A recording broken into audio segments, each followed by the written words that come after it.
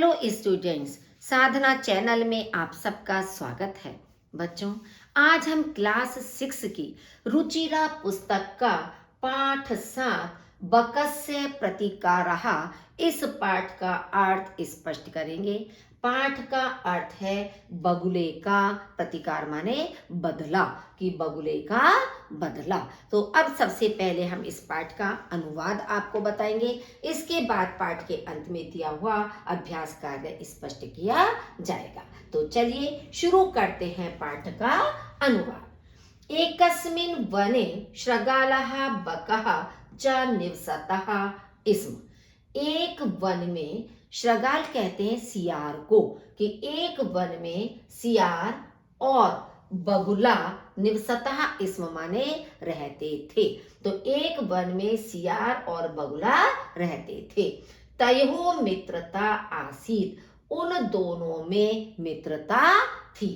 एकदा प्रातः शृगालः बकम् अवदत्। एक बार प्रातः काल सियार बगुले से बोला, या सियार ने बगुले से कहा, मित्र श्वः त्वं मया सह भोजनम कुरु। हे मित्र, श्वः माने आने वाला कल, तुम मेरे साथ, हे मित्र कल तुम मेरे साथ भोजन करो। शृगालस्य निमंत्रणेन बकः प्रसन्नः अभवत्। सियार के निमंत्रण से बगुला प्रसन्न हो गया या खुश हो गया।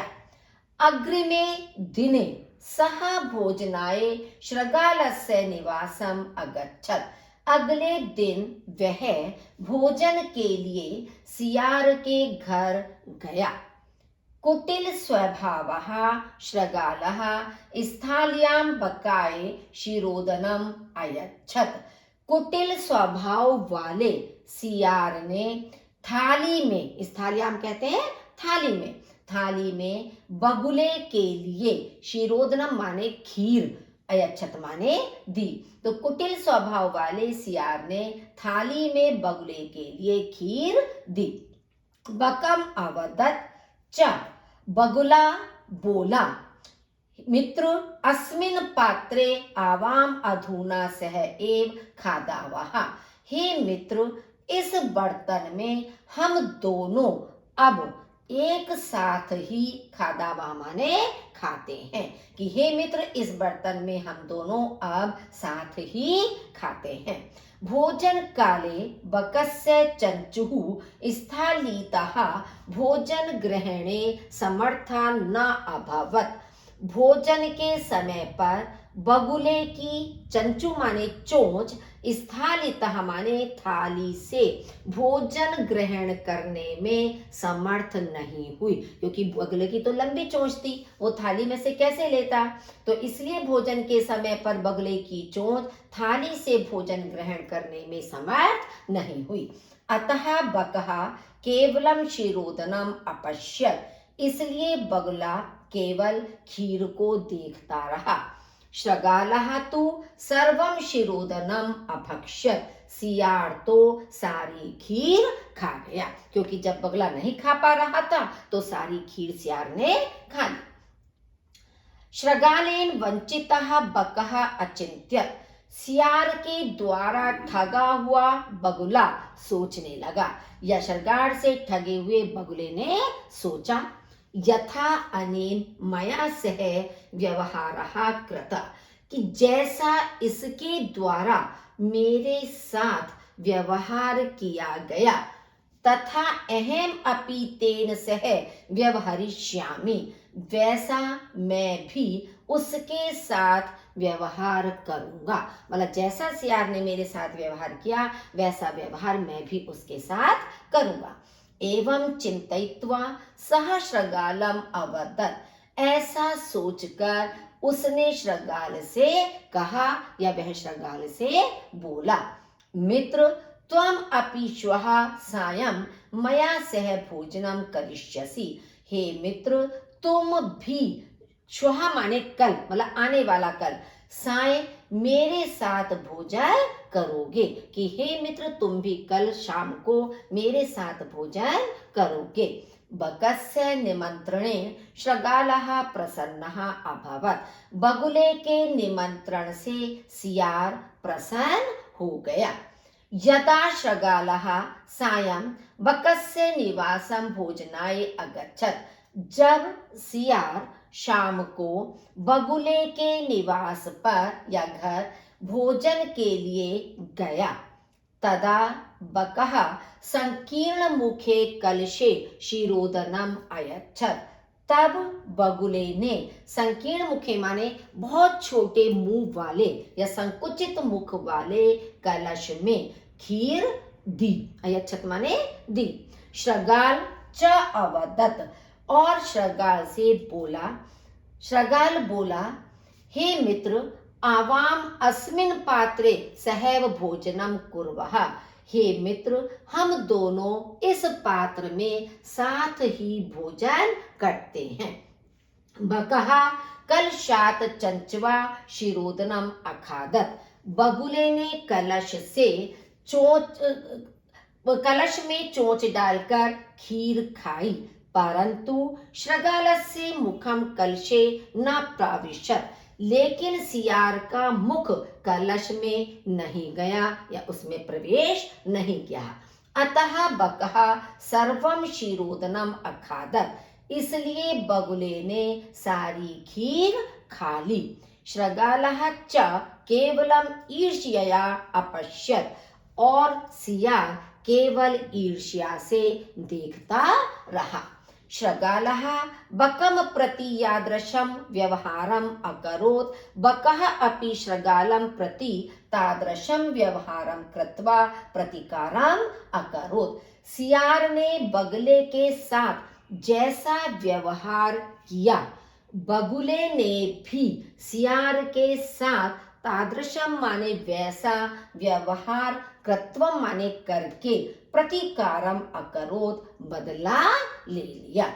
उक्तम अपि कहा भी गया है, आत्म दुर्व्यवहारस्य फलम भवति दुःखदम तस्मात् सद व्यवहर्तव्यम मानवेन सुख एषेण। कि अपने दुर्व्यवहार का फल दुखदाई होता है। यानी कि अगर हम किसी के साथ बुरा व्यवहार करते हैं, दुर्व्यवहार करते हैं, तो उसका फल भी दुखदाई ही होता है। तो आत्म माने अपने, दुर्व्यवहार से दुर्व्यवहार का फल दुखदम दुख देने वाला या दुखदाई भक्ति माने होता है। तस्मात् सद व्यवहर्तव्यम मानवे सुख ऐशेना। तो सुख की ऐशना माने इच्छा रखने वाले मनुष्य को अच्छा व्यवहार करना चाहिए। तस्मात् माने इसलिए सुख की इच्छा रखने वाले मनुष्य को हमेशा अच्छा व्यवहार करना चाहिए। अब ये शब्दार्थ आप अपनी बुक में से ही लर्न कर लेंगे। अब है आपका अभ्यास कार्य। मंजूषातः उचितम अव्ययपदम चित्वा रिक्त स्थानम पूरयत्। मंजूषा से उचित अव्यय पद चुनकर रिक्त स्थान पूरे कीजिए। अद्य माने आज, अपि माने भी, प्रातः माने सुबह, कदा माने कब, सर्वदा माने हमेशा, अधुना माने अब। आपका डैश है प्रातः भ्रमणम स्वास्थ्याय भवति, मतलब सुबह के समय घूमना स्वास्थ्य के लिए अच्छा होता है, तो प्रातः शब्द आ जाएगा। सर्वदा सत्यम वद, हमेशा सत्य बोलो, सर्वदा माने हमेशा। त्वम कदा मातुल गृहम गमिष्यसि, तुम कदा माने कब, मातुल गृह माने नाना के घर, गमिष्यसि माने जाओगे, तुम कब नाना के घर जाओगे। दिनेशः विद्यालयं गच्छति, अहम अपि तेन सह गच्छामि। दिनेश विद्यालय जा रहा है, मैं भी उसके साथ जा रहा हूँ। अधुना विज्ञानस्य युगः अस्ति, इस समय विज्ञान का युग है या अब विज्ञान का युग है। अद्य रविवासरः अस्ति, आज रविवार है। अधोलिखितानां प्रश्नानां उत्तरं लिखत, नीचे लिखे हुए प्रश्नों के उत्तर लिखिए। फर्स्ट है श्रृगालस्य मित्रम कः आसीत्, सियार का मित्र कौन था? तो सियार का मित्र कौन था? बगुला। तो श्रृगालस्य मित्रम बकः आसीत्, आसीत् आपका फिर प्रश्न में से आ जाएगा, उत्तर केवल क्या है? बकः। स्थालीतः कः भोजनम न आखादत्, थाली से किसने भोजन नहीं खाया?